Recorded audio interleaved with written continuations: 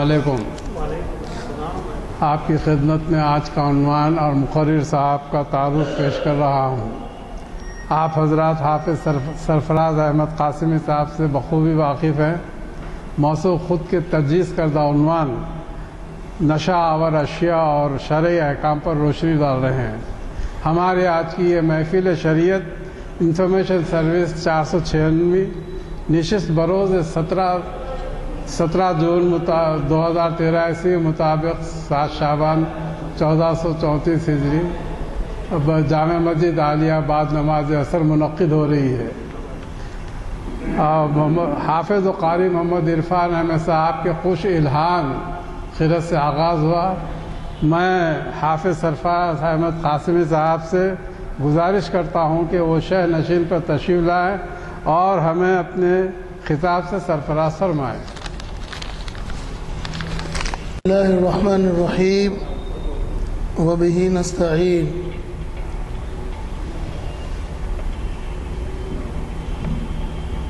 الحمد للہ وکفا وسلام علی عبادہ الذین اصطفیٰ، اما بعد۔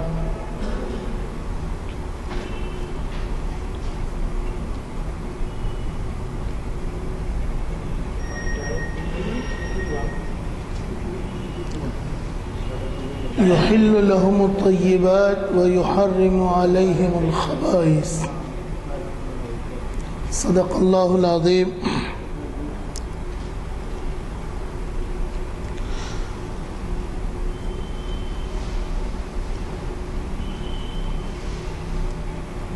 اہل علم حضرات،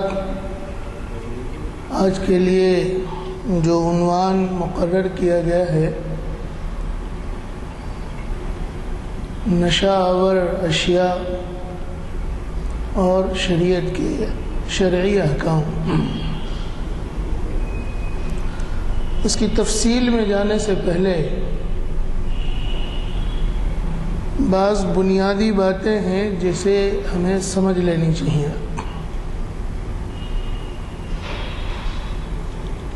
شریعت کے جتنے بھی احکام ہیں، خواہ اس کا تعلق عبادات سے ہو، معاملات سے ہو، اس کا تعلق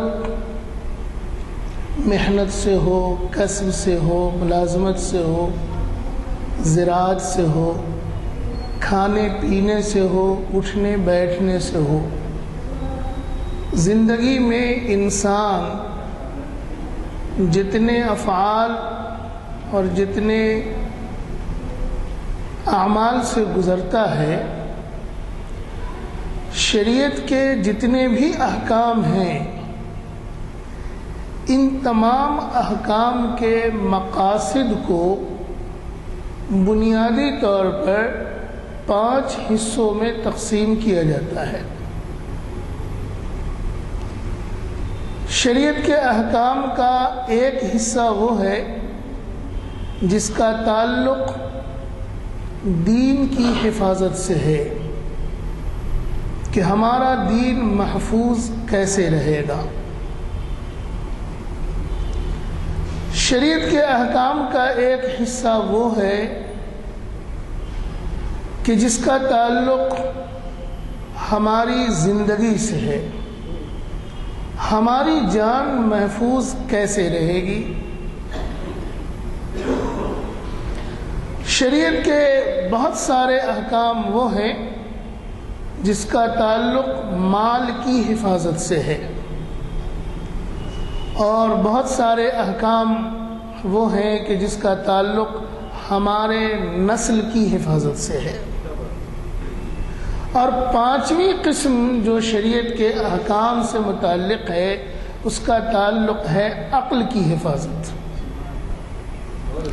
ہمیں دین کی حفاظت سے متعلق احکام ہم سنتے رہتے ہیں، وضو کیسے کرنا ہے، نماز کیسے پڑھنی ہے، روزہ کیسے رکھنا ہے، حج کی ادائیگی کیسے ہوگی، زکوٰۃ کی ادائیگی کیسے ہوگی، کن پر زکوٰۃ فرض ہوگا، کن کو دیا جائے گا، کیسے دیا جائے گا، کتنے مال میں دیا جائے گا، وہ تفصیلات ہم پڑھتے ہیں اور سنتے رہتے ہیں۔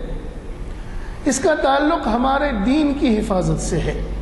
ہمارا عقیدہ کیسا ہونا چاہیے، ہمارے اعمال کیسے ہونے چاہیے، یہ سارے احکام جو ہم شب و روز دین کی مجلسوں میں، کتابوں میں پڑھتے ہیں یا سنتے ہیں، اس کا تعلق صرف دین کی حفاظت سے ہے۔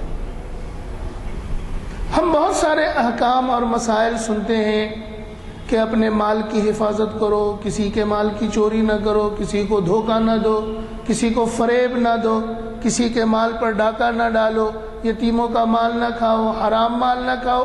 اس کا تعلق جو ہے مال کی حفاظت سے ہے۔ ہمارا مال کیسے محفوظ رہے، حلال کیسے بنے، ضائع کیوں نہ ہو۔ نسل کی حفاظت بھی بہت ضروری ہے۔ شریعت کے احکام میں تقریباً 30% احکام ایسے ہیں جس کا تعلق نسل کی حفاظت سے متعلق ہے۔ نکاح، طلاق، حضانت، پرورش، نسب، یہ سارے احکام جو ہم پڑھتے ہیں، نفقات کی پوری بحث پڑھتے ہیں اور حضانت کی بحث پڑھتے ہیں، وراثت کی بحث پڑھتے ہیں، یہ سارے احکام جو ہیں اس کا تعلق انسان کے نسل کی حفاظت سے ہے۔ اگر نکاح کا ضابطہ نہ بنے، طلاق کا ضابطہ نہ بنے، پرورش کے حقوق معلوم نہ ہو، نفقات کا چیپٹر نہ بنایا جائے، نہ بتایا جائے، تو انسان اپنے نسل کی حفاظت کیوں کرے گا۔ اور آخری چیز عقل کی حفاظت۔ یہ بات ہم سب لوگ جانتے ہیں کہ اللہ تعالیٰ نے انسانوں کو احکام شریعت کا مکلف بنایا ہے، لیکن اس کی شرط ہے کہ انسان کے اندر عقل پائی جائے۔ چنانچہ اگر بچہ ہے، اگر عقل میں ابھی پختگی نہیں آئی ہے، وہ شریعت کے احکام کا مکلف ہی نہیں ہے۔ انسان اگر کوما میں چلا گیا، دماغ کی موت ہو گئی ہے، سانس چل رہی ہے، شریعت کے احکام کا وہ مکلف ہی باقی نہیں رہتا ہے۔ نہ اب نماز ہے، نہ روزہ ہے، نہ حج ہے، نہ زکوٰۃ ہے، اب اس سے متعلق کوئی احکام اس کی گرفت میں نہیں ہے۔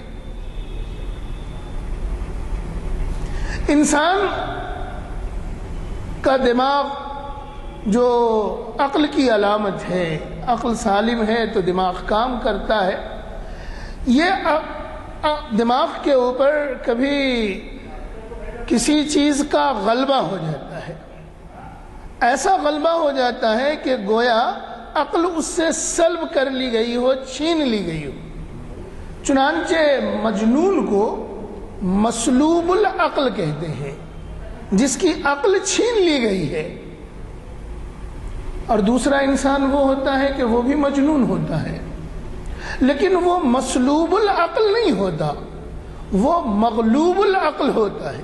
اس کی عقل کے اوپر دوسری چیز غالب آ جاتی ہے، جس کے نتیجے میں وہ عقل کے استعمال کرنے پر قادر ہی نہیں ہوتا ہے۔ جیسے نشہ آور چیزیں کھانے کے نتیجے میں انسان کی عقل کے اوپر ایسی چادر چڑھ جاتی ہے کہ جس کے نتیجے میں وہ عقل کے استعمال پر قادر نہیں رہتا۔ تو شریعت کے احکام جتنے بھی ہیں ان کو 5 حصوں میں جب ہم تقسیم کرتے ہیں، دین کی حفاظت، مال کی حفاظت، نسل کی حفاظت، جان کی حفاظت اور عقل کی حفاظت۔ آج کا جو موضوع ہے اس کا تعلق عقل کی حفاظت سے ہے، اس لیے کہ انسان کی عقل کارآمد نہیں ہوگی تو وہ شریعت کے احکام پر عمل پیرا بھی نہیں ہو سکتا۔ ظاہر ہے کہ اس کا یہ اپنا عمل ہوگا کہ اس نے اپنے ایک عمل کے نتیجے میں اللہ کی دی ہوئی ایک نعمت کو گویا اس نے ضائع کر دیا ہے، برباد کر دیا ہے، اور عقل کو استعمال کے قابل اس نے نہیں رکھا ہے، تو یہ اس کا اپنا عمل ہے، یہ اپنے عقل کی حفاظت نہیں کرتا۔ اب سوال یہ ہے کہ عقل کی حفاظت کے ذرائع کیا ہوں گے؟ اب اس باب میں جب ہم داخل ہوں گے تو یہ نشہ آور چیزوں کا مسئلہ اور شرعی احکام اس میں سامنے آئے گا کہ عقل کو فاسد کرنے والی چیزیں جو ہوتی ہیں وہ نشہ آور چیزیں ہی ہوتی ہیں۔ یہ ایک بنیادی اصول ہے جس کو اگر ہم نے سمجھ لیا تو آگے نشہ آور چیزوں سے متعلق جو مسائل ہیں اس کا سمجھنا آسان ہوگا۔ شریعت کا ایک مزاج یہ ہے کہ شریعت انسانوں کی اصلاح تدریجاً کرنا چاہتی ہے، یکلخت شریعت نہیں کرتی، یہ انسان کرتے ہیں۔ آپ نے دیکھا ہوگا کہ کروڑوں انسان آج گٹکا کھا رہے ہیں، شراب پی رہے ہیں، حکومت کے مزاج میں آتا ہے، ایک حکومت آتی ہے وہ پابندی لگا دیتی ہے، شراب بند، گٹکا بند، فلاں چیز بند۔ حکومت کے اعلان سے وہ بند ہو جانے والی چیز ہے، وہ تو اور بڑھ جاتی ہے۔ پہلے وہ 2 روپے میں ملتا ہے اور کھانے والے کہتے ہیں کہ بند ہونے کے بعد اب وہ 10 روپے میں ملتا ہے، کھانے والے تو کھائیں گے۔ شریعت کا یہ مزاج نہیں ہے، شریعت کا مزاج ہے کہ انسانوں کے اعمال کی اصلاح جو ہو وہ تدریجاً ہو۔ چنانچہ ہم سب نے سنا ہے کہ رسول اللہ صلی اللہ علیہ وسلم پر جب پہلی وحی نازل ہوئی تو اس وقت انسانوں کے احوال جو تھے وہ بہت سارے مرض میں تھے، وہ ان میں شراب نوشی بھی تھی، قمار بازی بھی تھی، ظلم بھی تھا، قتل بھی تھا، ڈاکہ زنی بھی تھا، سارے امراض خبیثہ ان کے اندر موجود تھے۔ لیکن قرآن کریم کی پہلی آیت جب نازل ہوئی تو اس میں یہ نہیں کہا گیا کہ آپ نبی بنائے گئے، امت سے جا کے کہہ دیجئے کہ امت شراب نہیں پیے گی، بتوں کی پوجا نہیں کرے گی، اور یہ کام نہیں کرے گی، ظلم نہیں کرے گی، مردار نہیں کھائے گی، زنا نہیں کرے گی۔ یہ کوئی حکم نہیں ہے۔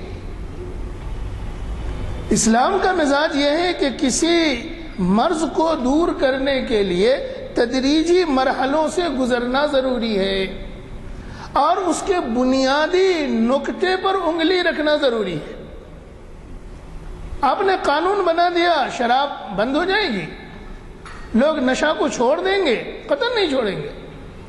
اسی لیے آپ دیکھتے ہیں کہ شریعت کا حکم جب آیا تو شریعت نے پہلے قانون نہیں بتلایا، شریعت نے سب سے پہلے انسانوں کے دلوں پر دستک دیا۔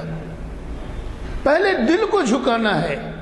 یہ دل اگر اللہ کی وحدانیت کا قائل ہو گیا، رسول کی رسالت کو اس کے دل نے تسلیم کر لیا، اس کو بڑا مان لیا، اللہ کی وحدانیت اس کے دل میں رچ گئی، تو اب اس کو جو حکم دیا جائے گا یہ مان لے گا۔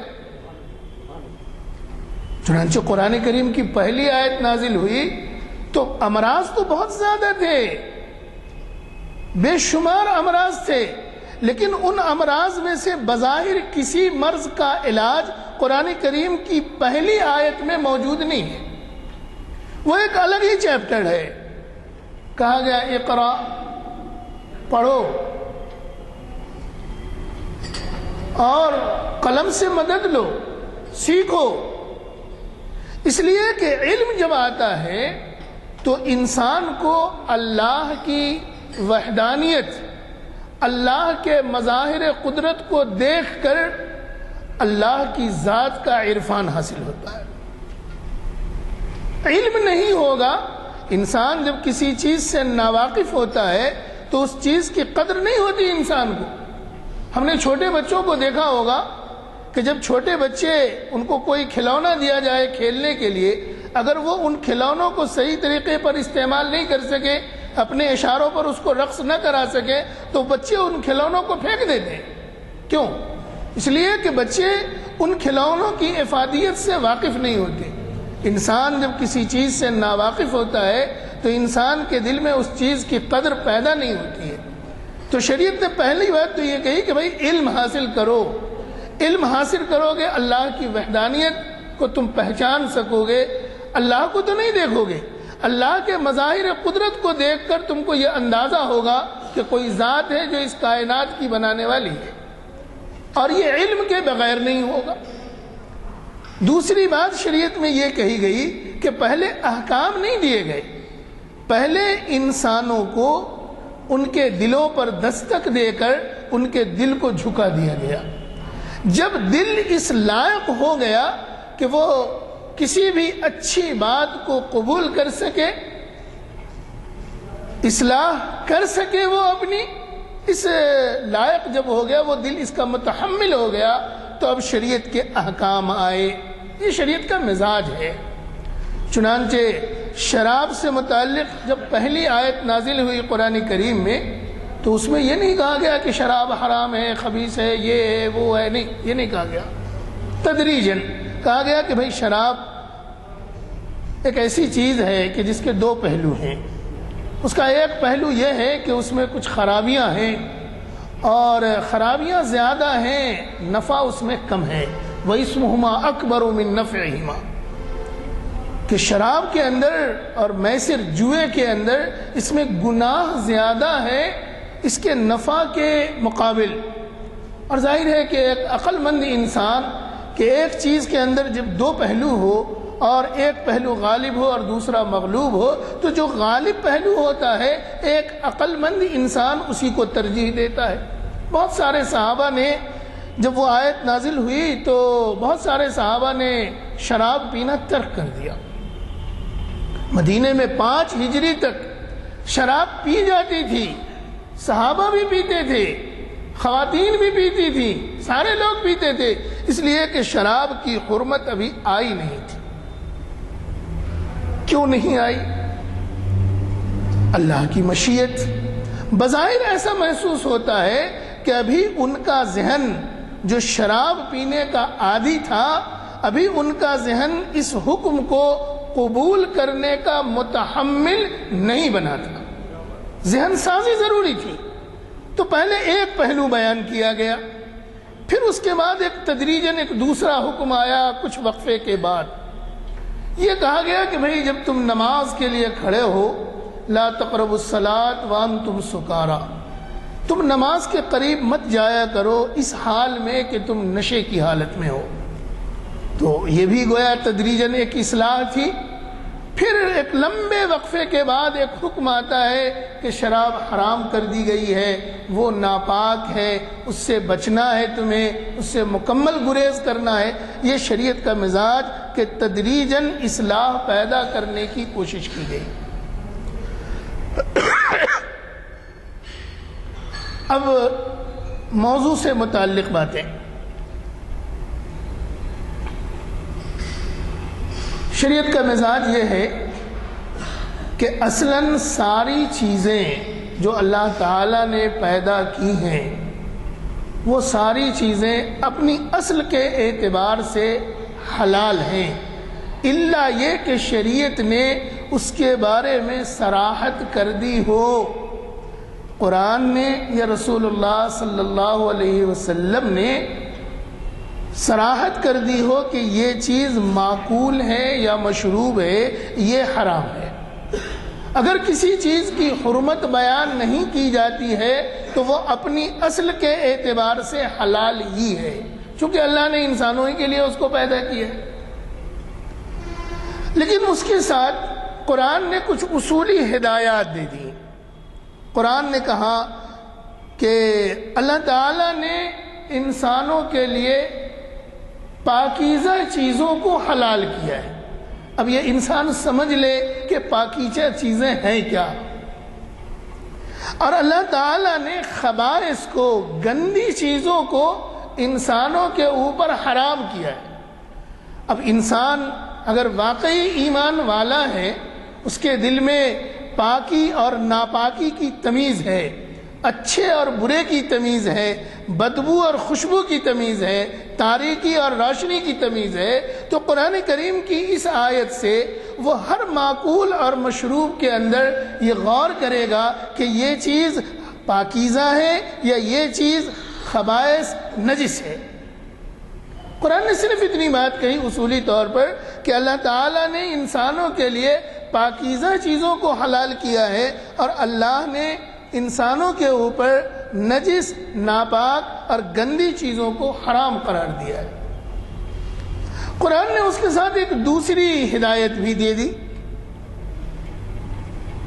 کہ دیکھو یہ جان جو اللہ کی طرف سے بغیر کسی معاوضے کے اللہ کی طرف سے ایک انعام ہے. اللہ کے اوپر تمہارا کوئی قرض نہیں تھا، کوئی دعویٰ نہیں تھا. اللہ نے اپنے فضل سے، اپنے منشے سے زندگی بھی دی اور زندگی کے لوازمات بھی عطا فرما دیے. بصارت بھی دی، بصیرت بھی دی، عقل بھی دیا، جسم و جان میں قوت و توانائی بھی دی، سب کچھ دیا، وسائل زندگی دے دیا کہ تم اس سے استفادہ کرو. یہ اللہ کی عطا کردہ ایک نعمت ہے. اس نعمت کی قدر کرنا انسان کی ذمہ داری ہے. یہ امانت میں خیانت نہیں ہونی چاہیے. آنکھیں دی ہیں تو آنکھ کا جو مصرف ہے اسی کے لیے اس کو استعمال کرو. زبان دی ہے، اس کا جو مصرف ہے اسی کے لیے اس کو استعمال کرو. قوت و توانائی دی ہے تو اس کا جو مصرف ہے اسی کے لیے اس کو استعمال کرو. اگر تم نے ان نعمتوں کا غلط استعمال کیا تو اللہ کی نعمت کی ناقدری ہوگی. چنانچہ قرآن نے کہا وَلَا تُلْقُوا بِأَيْدِيكُمْ إِلَى التَّهْلُكَةِ، انسانوں اپنے آپ کو ہلاکت میں مت ڈالو. ایسا کوئی کام نہ کرو کہ جس سے ہلاکت کا اندیشہ ہو یا ظن غالب ہو یا خطرات ہو. چنانچہ تیز بھاگنے سے منع کیا گیا، اندھیری رات میں بغیر روشنی کے چلنے سے منع کیا گیا، کمرے میں بالکل تاریکی رکھنے سے منع کیا گیا، خطرات سے کھیلنے سے منع کیا گیا، کودنے سے منع کیا. کیوں منع کیا گیا؟ ظاہر ہے کہ انسان اپنے آپ کو ہلاکت سے بچائے. اگر وہ بچانے کی تدابیر اختیار نہیں کرتا ہے تو گویا اللہ کی امانت میں خیانت کا وہ مرتکب ہوتا ہے. اب ظاہر ہے کہ انسان اگر شراب پی لے تو اللہ کی ایک عظیم نعمت کو وہ زائل کرنے کا مرتکب ہوگا. عقل زائل ہوگی، اور عقل جب زائل ہوگی تو وہ بات وہیں تک محدود نہیں رہے گی. عقل کا زوال بہت سارے مفسدات کو ساتھ لے کر آئے گا. اس کا نقصان صرف اس کو نہیں ہوگا بلکہ اس کے جو ثمرات مرتب ہوں گے وہ دوسروں تک متعدی ہوں گے. جب وہ نشے کی حالت میں ہوگا تو اس کی زبان قابو میں نہیں ہوگی. وہ دوسروں کے حقوق کو سمجھنے اور اس کو ادا کرنے پر وہ قادر نہیں ہوگا. چنانچہ ہم لوگ دن رات سنتے رہتے ہیں کہ فلاں شخص نے نشے کی حالت میں فلاں کو قتل کر دیا، فلاں شخص نے نشے کی حالت میں بیوی کو طلاق دے دی، فلاں شخص نے نشے کی حالت میں اپنے دوست کو مار دیا، فلاں شخص نے نشے کی حالت میں اپنے بچوں پر زیادتی کی، نشے کی حالت میں وہ سڑکوں پر ہنگامہ کرتا رہا. یہ ساری چیزیں نشہ تو اس نے کیا، لیکن اس نشہ کے نتیجے میں جو مفاسد پیدا ہوئے وہ دوسروں تک متعدی ہو گئے. یہ تو ایسے ہی ہو گیا، گناہ ایک نے کیا اور یہ سارے لوگ اس گناہ کے زیر اثر آ گئے. حالانکہ یہ تو معصوم تھے. بیوی کا کیا گناہ تھا؟ نشے کی حالت میں آپ نے طلاق دے دیا. دوست کا کیا گناہ تھا؟ جو آپ کے ساتھ دن رات کا دوست تھا، بھائی خواہ تھا، خیر خواہ تھا، آپ نے اس کو قتل کر دیا. تو ایک تو یہ کہ اللہ کی جو امانت ہے اس امانت میں انسان نشہ آور چیز استعمال کر کے خیانت کا مرتکب ہوتا ہے، اور اس ارتکاب کے نتیجے میں مفسدہ اس کی ذات تک محدود نہیں رہتا بلکہ یہ دوسرے بے گناہ اور معصوم لوگوں تک اس کا مفسدہ متعدی ہو جاتا ہے.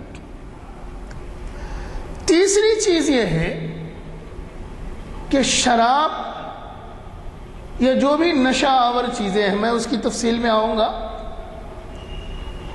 جو بھی نشہ آور چیزیں ہیں یہ فری میں نہیں ملتی ہیں، یہ بہت مہنگی ہوتی ہیں. میں پڑھ رہا تھا ایک ڈائجسٹ میں، ایک صاحب نے، ایک اسکالر نے بہت اچھا اس پر آرٹیکل لکھا تھا.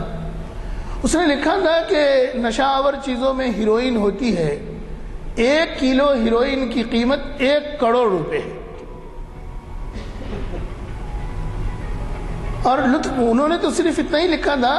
پھر میں نے غور فکر کیا اور سوچنے لگا کہ آخر 1 کروڑ قیمت ہوتی ہے 1 کلو ہیروئن کی. ہمارے یہاں حادثات ہوتے ہیں، ٹرینوں کا حادثہ ہوتا ہے، بسوں کا حادثہ ہوتا ہے، زلزلہ آتا ہے، سونامی ہے، گھر گر جاتا ہے.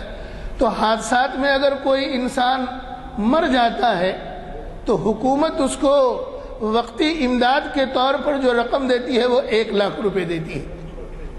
گویا 1 کلو ہیروئن 100 انسانوں کے جان کی قیمت ہے،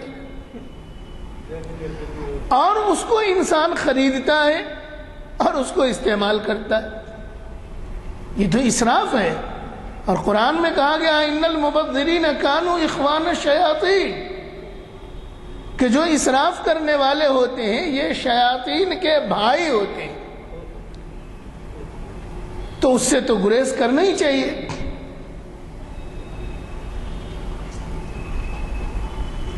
حضرت عائشہ رضی اللہ تعالی عنہ کی ایک روایت جو اسی سے متعلق ہے، رسول اللہ صلی اللہ علیہ وسلم کی ایک روایت جو اسی سے متعلق ہے. یہ 2 روایتیں میں آپ کو سناؤں گا، شاید میں اپنی بات سمجھانے میں کامیاب ہو سکوں. رسول اللہ صلی اللہ علیہ وسلم کی بہت صریح حدیث بخاری شریف میں ہے، کل مسکر حرام.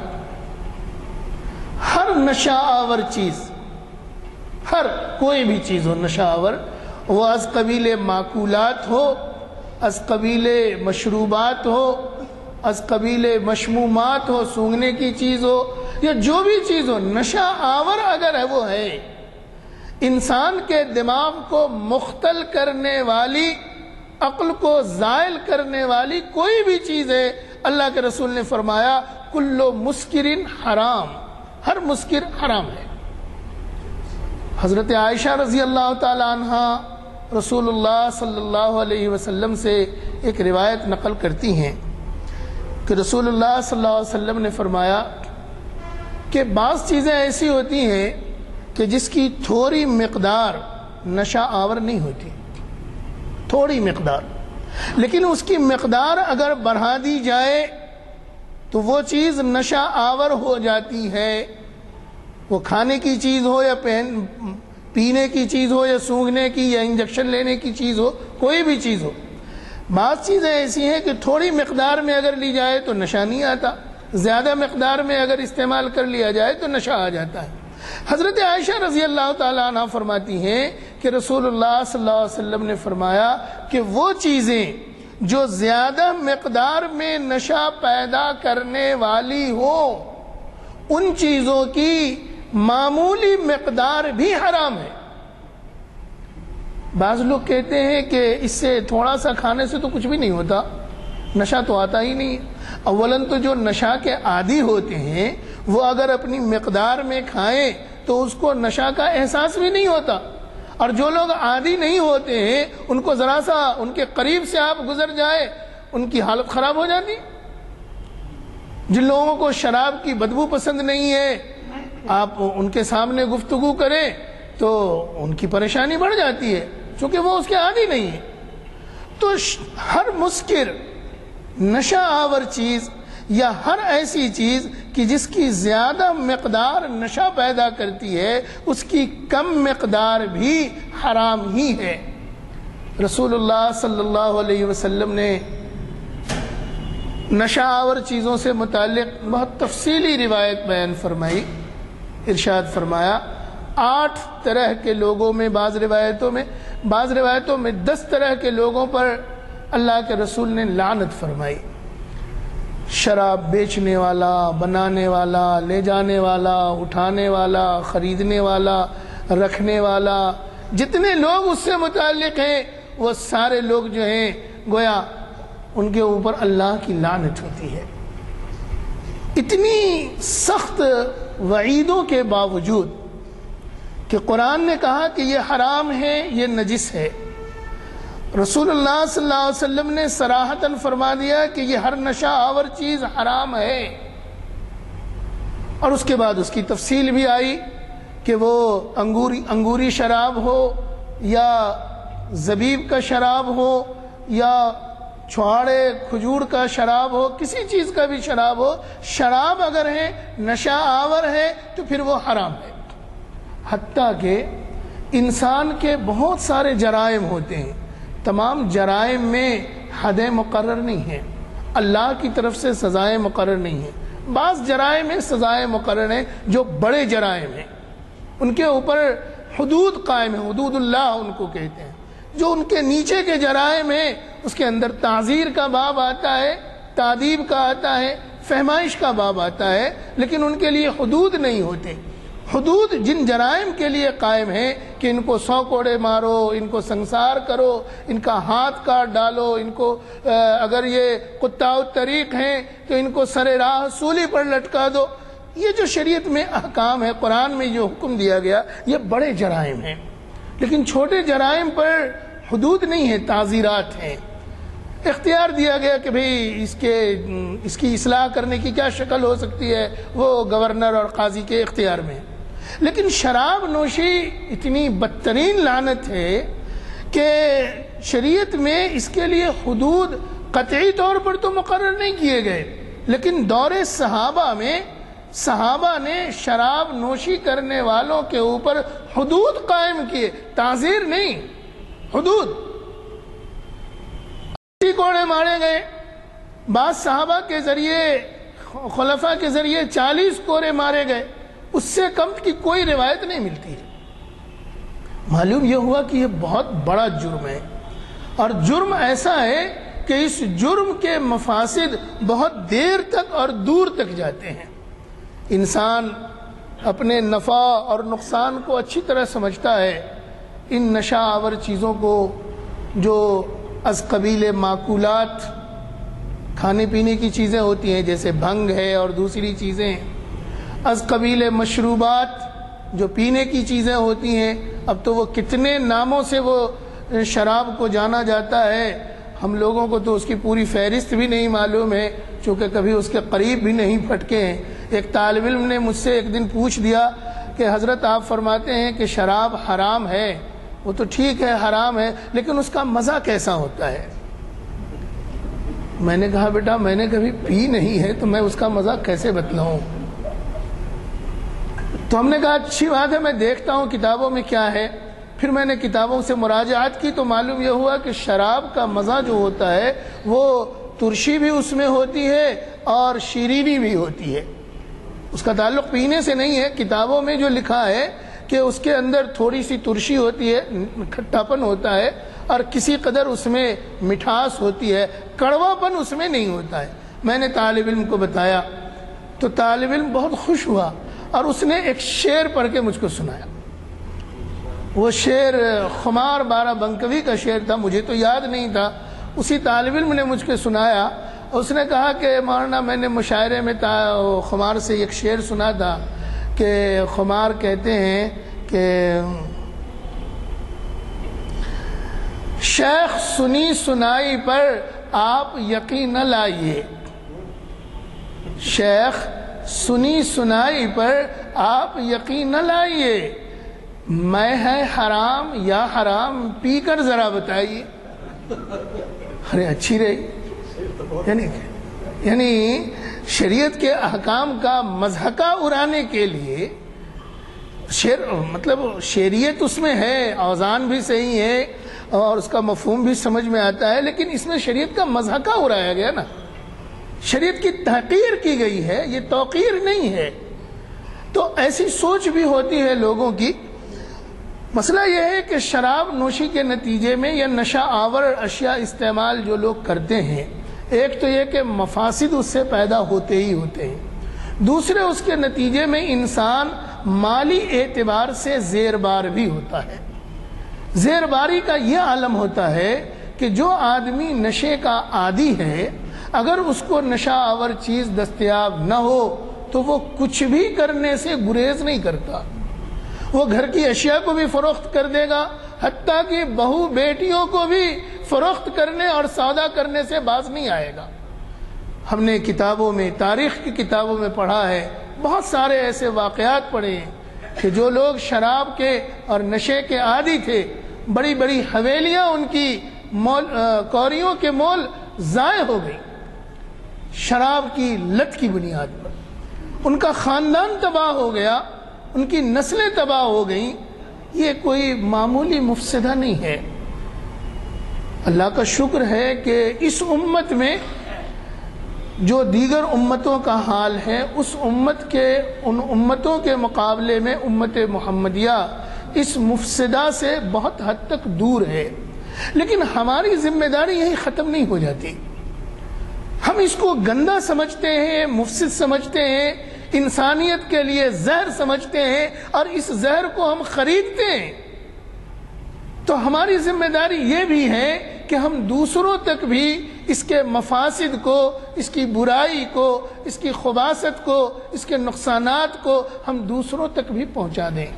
دوسروں تک پہنچانے کے ذرائع آج تو بہت بڑے ذرائع ہیں، پرنٹ میڈیا ہے اور انٹرنیٹ ہے، کیا ہے، لیکن اتنے وسیع میدان میں آپ جانے کے بجائے آپ پر بحیثیت مومن یہ ذمہ داری بنتی ہے کہ جو آپ کا حلقہ احباب ہے، جن کے ساتھ آپ کا اٹھنا بیٹھنا ہے، جن سے آپ کسی قدر مانوس ہیں، جو آپ کی بات کو توجہ سے سنتے ہیں، ایسے لوگوں تک اس چیز کی حرمت، ظاہر ہے کہ ان کے لیے تو حرمت اور حلت کوئی معنی نہیں رکھتی، لیکن ہم اس کے مفسدہ کو تو بیان کر سکتے ہیں، ان کو راستے پر لا تو سکتے ہیں، اس لیے کہ یہ انسانیت کا نقصان ہے۔ ایک انسان جب شراب پی کر نشے کی حالت میں ہوتا ہے تو وہ سارا کچھ کر جاتا ہے۔ رسول اللہ صلی اللہ علیہ وسلم کی ایک روایت ہمیں نسائی شریف میں ملتی ہے۔ رسول اللہ صلی اللہ علیہ وسلم نے صحابہ کو ایک واقعہ سنایا۔ اللہ کے رسول نے فرمایا کہ جانتے ہو شراب کتنی بدترین چیز ہے؟ صحابہ نے کہا اللہ کے رسول آپ ہی زیادہ جانتے ہیں، ہم لوگوں کو تو علم نہیں ہے۔ اللہ کے رسول نے کہا سنو، ایک نوجوان عورت جو شکل و شباہت کے اعتبار سے بہت خوبرو، وہ بیٹھی ہوئی ہے، اس نے اپنے سامنے ایک بالکل چھوٹے بچے کو جو گود میں ہے، شیرخوار ہے، اس بچے کو رکھا ہے، اور سامنے ایک شراب کی باٹل رکھی ہے۔ ایک انسان اس کے پاس آتا ہے اور انسان سے وہ خاتون کہتی ہے کہ دیکھو یہاں پر شراب بھی ہے، یہ بچہ بھی ہے، میں بھی ہوں۔ شراب تمہاری شریعت میں حرام ہے، زنا تمہاری شریعت میں حرام ہے، قتل تمہاری شریعت میں حرام ہے۔ یہ تینوں چیزیں حرام ہیں، لیکن تین چیزوں میں سے ایک کام تم کو کرنا ہی کرنا ہے، ورنہ تمہاری زندگی محفوظ نہیں رہے گی۔ اب اس انسان کو ان تین چیزوں میں ترجیح دینی ہے کہ اس کو کیا کرنا ہے۔ اللہ کے رسول نے فرمایا کہ اس انسان نے سوچا کہ زنا کرنا تو حرام ہے، یہ تو کر نہیں سکتے، بچہ معصوم ہے، اس کو قتل کیوں کریں، اس کی زندگی کا گناہ ہم کیوں لیں، قتل نفس کا گناہ۔ شراب پی لیتے ہیں، اس کا گناہ تو ہماری ذات تک محدود رہے گا، توبہ کر لیں گے اور اللہ سے کہیں گے کہ مجبور تھا، جان بچانے کے لیے میں نے ایسا کر لیا۔ اللہ کے رسول فرماتے ہیں کہ اس شخص نے شراب پی لی۔ اب جو شراب پی لی تو نشہ آ گیا، نشہ جب آیا عقل زائل ہو گئی، عقل زائل ہوئی تو اس نے ارتکاب زنا بھی کیا اور اس کے بعد بچے کو قتل بھی کر دیا۔ اسی لیے حدیث میں اس کو ام الخبائث، بعض حدیثوں میں اس کو ام الفواحش، یعنی خباثتوں کی ماں اور فواحش کی ماں کہا گیا ہے۔ رسول اللہ صلی اللہ علیہ وسلم اپنے صحابہ کو کہتے تھے کہ دیکھو جس طرح سے درخت کا تنا ہوتا ہے اور تنا کے رہتے ہوئے اس درخت میں شاخیں ہوتی ہیں، جب تک تنا موجود ہے شاخیں پھوٹتی رہیں گی، بڑھتی رہیں گی، اسی طرح انسان جب نشہ آور چیز استعمال کرے گا، نشے کی حالت میں ہوگا، تو یہ نشہ کا ہونا یہ برائیوں کی جڑ ہے، اس سے برائیاں پھوٹیں گی، نیکیاں نہیں کوئی پھوٹ سکتی ہیں۔ رسول اللہ صلی اللہ علیہ وسلم تشبیہات کے ذریعے اور ان کے قلوب کو احکام شریعت کو قبول کرنے کا متحمل بنا کر رسول اللہ صلی اللہ علیہ وسلم نے، پھر قرآن نے ان کو شراب کے ترک کرنے کا حکم دیا۔ ہم سب لوگ سنتے ہیں تقریروں میں کہ جس دن شراب کی حرمت کا اعلان واضح طور پر قرآن میں ہوا تو حدیث میں ہے کہ مدینے کی گلیاں ہفتوں تک شراب سے پٹی ہوئی تھی، سارے مٹکے توڑ دیے گئے۔ حتیٰ کہ اللہ کے رسول نے فرمایا کہ جن برتنوں میں شراب بنائی جاتی تھی، شراب بہانے کے بعد بھی ان برتنوں کو بھی استعمال نہ کیا جائے۔ حنتم، دبا، نقیر، مزفت، یہ شراب کے برتن تھے۔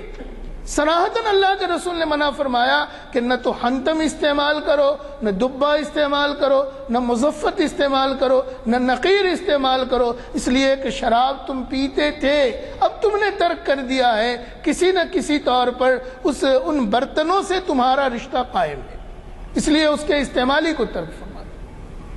جب دل ان کا متحمل ہو گیا احکام شریعت کو قبول کرنے کا تو پھر شریعت کے احکام آئے اور پھر انہوں نے قبول کر لیا۔ آج ہمارا حال بالکل مختلف ہے، ہم الٹی گنگا بہانا چاہتے ہیں۔ لوگوں کے نفوس ہماری بات، حکومت کی بات ماننے کے لیے تیار نہیں ہیں۔ قانون کے بندھنوں سے کبھی برائی کو ختم نہیں کیا جا سکتا۔ بڑے بڑے اسکالر بیٹھے ہوئے ہیں، ڈاکٹر غلام یزدانی صاحب ایڈوکیٹ، یہ بہت میں جانتا ہوں ان کو معلوم ہوگا کہ امریکہ میں 3 مرتبہ شراب پر پابندی لگائی گئی اور اس کا نتیجہ کیا ہوا وہ بھی ان کو معلوم ہوگا۔ ہمارے اس ملک میں جو رہنما اصول دستور میں بنائے گئے، ایک تو وہ اصول ہے کہ جو عمل میں ہے، دوسرا وہ رہنما اصول جو 44 اصول بنائے گئے کہ جس میں یہ کہا گیا کہ ان اصولوں کو آئندہ چل کر نافذ کیا جائے گا، اس میں پہلے 10 میں شراب ہے کہ اس پر پابندی لگائی جائے گی۔ لیکن آج تک حکمرانوں کو اس کی فکر نہیں ہوئی، اس لیے کہ حکمرانوں کو اس سے ان کی عیاشیوں کے لیے، فضول خرچیوں کے لیے ان کو پیسے اسی سے آتے ہیں۔ شراب کی دکانیں کھلیں گی، ٹیکس ملے گا، گٹکا بنے گا، قوم برباد ہو جائے، انسانیت تباہ ہو جائے۔ ان کو نہ انسانوں سے ہمدردی ہے، نہ ملک کے آنے والی نسلوں سے ہمدردی ہے، ان کو اپنے عیاشی سے ہمدردی ہے کہ پیسے کیسے آتے ہیں۔ آپ اندازہ کریں کہ حکومت کی آمدنی کا سب سے بڑا ذریعہ یہ آبکاری کا محکمہ ہوتا ہے۔ ہماری ایک ذمہ داری یہ ہے کہ نہ صرف یہ کہ ان باتوں کو ہم سمجھیں، اپنے اقارب، اپنے احباب، اپنے حلقے کے لوگ جو ہم سے مانوس ہیں، جن تک ہماری پہنچ ہو سکتی ہے، ان تک اس کے مفاسد کو ہم پہنچائیں۔ ظاہر ہے کہ قانون کسی برائی کو دور کرنے کا ذریعہ آخری اور حتمی نہیں ہو سکتا، بلکہ پہلے دلوں کو، قلوب کو اس کے لیے تیار کرنا پڑے گا کہ وہ برائیوں کو سمجھے تاکہ انسان اس سے باز آ جائے۔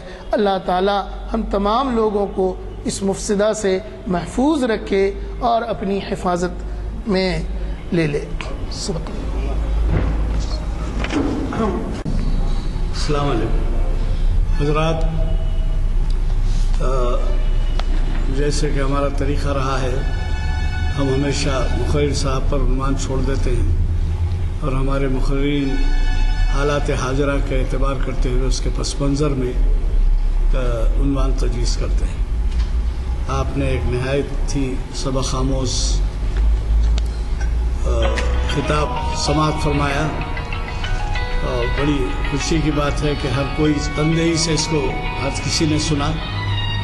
میرے خیال میں ضرورت زیادہ اس بات کی ہے کہ آپ اس کو عملی طور پر لوگوں تک پہنچائیں تاکہ ایسے لوگ جو ہمارے ان محافل سے محروم ہیں اور ایسے لوگ جن لوگوں کو ان باتوں کا علم نہیں ہے، ان لوگوں کو رہنمائی مل سکے۔ ہم اللہ کا شکر ادا کرتے ہیں کہ اتنا تاریخی پس منظر ہم کو سننے میں ملا اس میں آج. ویسے تو ہمارے پاس کا ہر فرد اپنے آپ میں ایک انجمن ہے، کئی لوگوں کے لیے وہ رہنمائی کر سکتا ہے. لہذا میں یہی خواہش کروں گا کہ جو کچھ ہم نے استفادہ کیا ہے اس سے اور لوگوں کو بھی فائدہ ہو سکے. یہ نہیں ہے کہ جب آپ اچھی طرح سے سمجھتے ہیں کہ ہمارے ایسے حاضرین یہاں پر جو سامعین تشریف فرما ہیں ان میں شاید ہی کوئی ایسا ہو جو نشہ کا عادی ہو، لیکن آپ کے علم سے دوسرے کو استفادہ کرانا ہے، اس کا خیال رکھیے. دوسری بات یہ ہے کہ جیسے اس سے پہلے بھی میں نے آپ کو بتایا کہ ہمارے ہاں محافل کی جو تعداد ہے وہ سال میں تقریباً 45 ہوتی ہے. چنانچہ ماہ رمضان میں محافل نہیں ہوتے، اور اس سے ہٹ کے کوئی غیر معمولی بات ہو جائے یا تہوار آ جائے یا بارش ہو جائے تو نہیں ہوتے. لہذا آپ اس بات کی کوشش کریں کہ اب جو مزید محافل ہیں، آپ کو تو معلوم ہے 10-11 جولائی سے رمضان کا آغاز ہے، ماہ رمضان المبارک کا، تو اس سے پہلے آپ ذرا خیال رکھ کر تشریف فرما رہے ہیں. اور ویسے ہمارے ایسے حضرات ہیں جو بڑی پابندی سے سماعت فرماتے ہیں. میں اللہ تعالیٰ کا شکر ادا کرتا ہوں کہ ہم منتظمین کی بھی جو ہے اس میں ہمت افزائی ہوتی ہے. اور آپ کے ہاتھ میں جو بلیٹن ہے اس وقت، وہ بلیٹن میں اللهم صل على محمد وعلى آل محمد كما صليت على إبراهيم وعلى آل إبراهيم إنك حميد مجيد. ربنا ظلمنا أنفسنا وإن لم تغفر لنا وترحمنا لنكونن من الخاسرين. اللهم إني أسألك الهدى والتقى والعفاف والغنى. اللهم احفظنا من كل بلاء الدنيا وعذاب الآخرة. ربنا تقبل منا إنك أنت السميع العليم وتب علينا إنك أنت التواب الرحيم. وصلى الله تعالى على خير خلقه محمد وآله وأصحابه أجمعين برحمتك يا أرحم الراحمين والحمد لله رب العالمين.